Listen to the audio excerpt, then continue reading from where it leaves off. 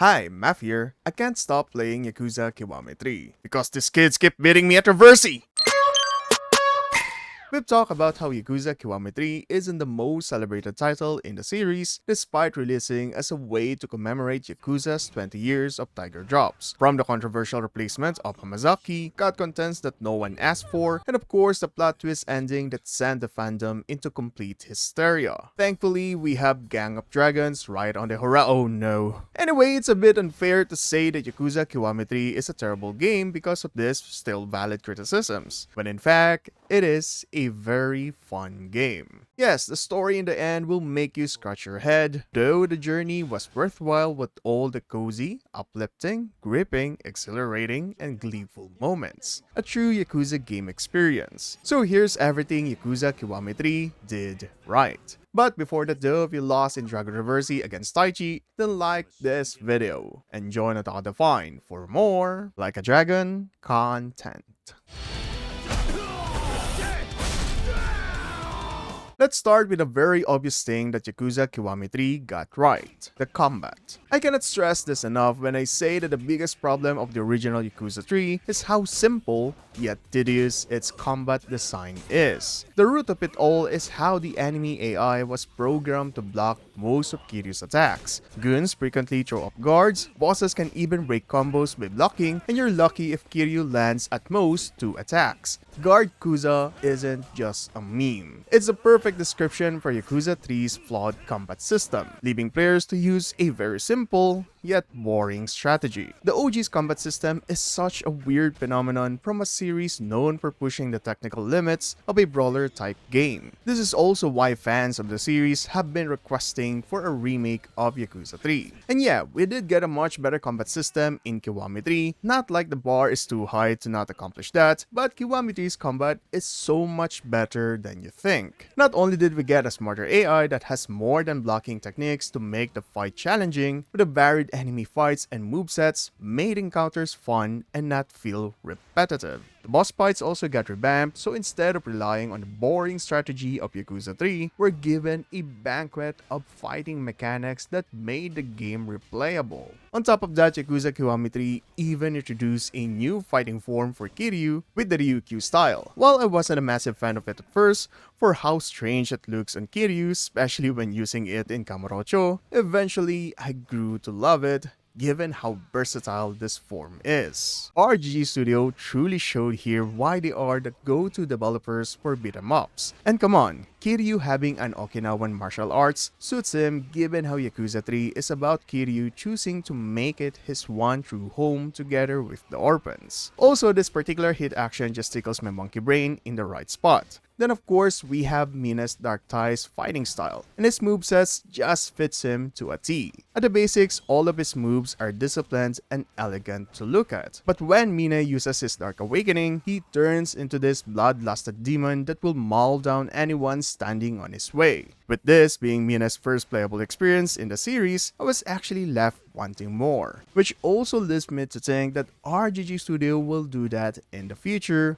with a Mine spin-off game. And yes, the whole plot twist get a lot of fans marching against RGG Studio and Yokoyama. But we have to admit that the whole Dark Ties campaign is another thing that Yakuza Kiwami 3 did right. For one, this is included in the base game as compared to Majima's side story in Kiwami 2 or the Kaito Files of Lost Judgment, and even the spin-off games. Dark Ties being bundled with the base game is the most generous thing that RGG Studio did. I do think that the reason why they did it is to soften the blow from the whole narrative shift, as it did present Mina's perspective of the whole plot. It also somewhat gave a reason as to why Mina needed to leave the game alive. But yeah, Dark Ties was good at digging deeper to Mina's background and personality. All of his thoughts, mannerisms, and side comments made Mine into a more relatable character than Kiryu. I also love how Dark Ties was trying to trick us into falling for Kanda's so-called brotherhood, especially after he saved Mine from an ambush. But in the end, he was still the despicable Kanda we all know and hate. Kanda's sudden rise in power really got over his head. I was really afraid that they'll make Kanda into an actual good guy given that Dark Dice also have this side content, doing good deeds for Kanda. is right on the money for Kanda's disgusting personality and Mine just being the right person to do it. It's very similar to Gaiden where Kamurocho is littered with a list of objectives, from looking for cats and simply beating goons. But what made this side content enjoyable are the good deeds sub-story. Dark Ties also introduced a roguelike gameplay which I'm taking my time to finish since I want to explore each part of the labyrinth with my hard squad. It is a reuse of Infinite World's Labyrinth side game, but RGG managed it to fit well for a brawler type game. But the best thing that Yakuza Kiwami 3 did with Dark Ties is finally showing fans of Mine and Daigo's relationship. I wasn't really expecting that Mine would actually abhor Daigo at first, and how he was disgusted with the young master's virtuous ideologies. This also reflects on why Mine hates Kiryu and thinks of him as a hypocrite. I mean, he's kinda right though, and I bet that line made Majima smile. When we finally see the reason why Mine is so darn loyal to Daigo,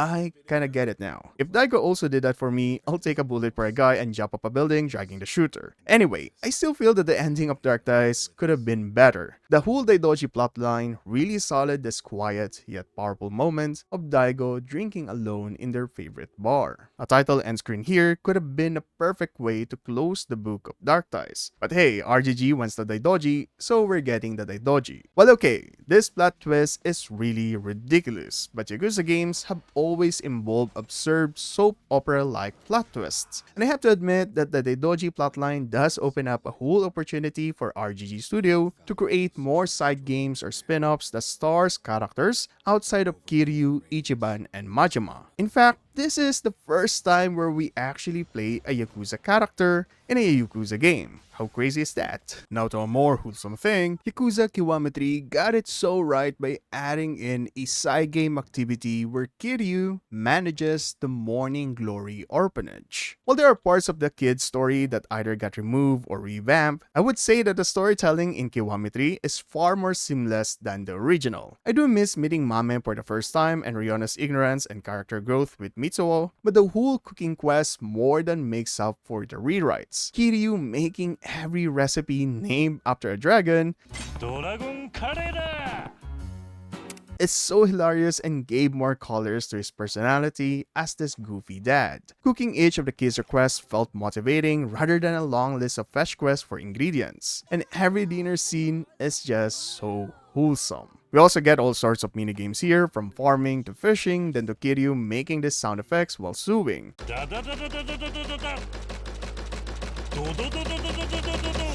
And yes, Ryona, Daddy Kiryu will embroider a dragon on your dress, no matter how hard it is. Catching bugs and even doing homework is fun. I can't believe I said that. But by far the most difficult of them all is Dragon Reversi. I swear these kids are the actual final bosses of the game. Let me win, Taichi, or no more Kari for you.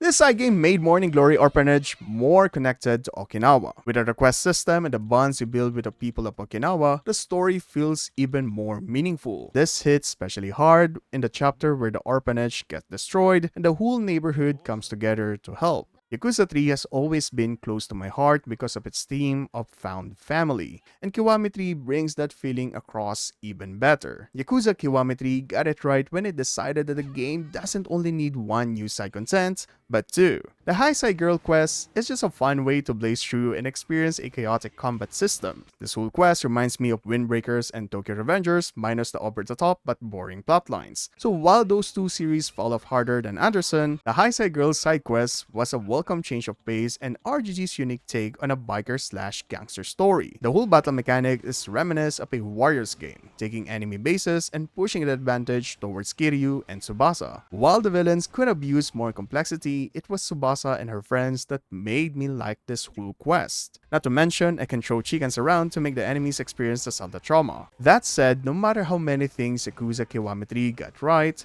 the big question still remains. Which version is better, the original or Kiwami 3? While opinions on these two games will always come down to personal taste, I can confidently say that I had more fun playing Yakuza Kiwami 3. Yes, some of RGG's decisions can be frustrating, but after playing both games side by side, Kiwami 3 really feels like an improvement over the original. Of course, the original story is more consistent with the overall narrative since Kiwami 3 changes a major part of the Yakuza storyline. But the twist also opens the door for RGG to explore ideas they've likely wanted to pursue for years. Even Yokoyama-san has said he regrets killing off certain characters, knowing the team still had many stories they wanted to tell about them. Either way, I'll be playing all of them. But let me hear your thoughts. Are you a fan of these changes and additions? And have you beaten Taichi in Dragon Reversi? Maybe I'm just really bad at it. Speaking of which, here's what went wrong with Yakuza Kiwami 3. If you're still curious why fans hate the remake, then check this video out. Join Otaku Define for more Like a Dragon content. This is Math, and stay awesome, my kyodais.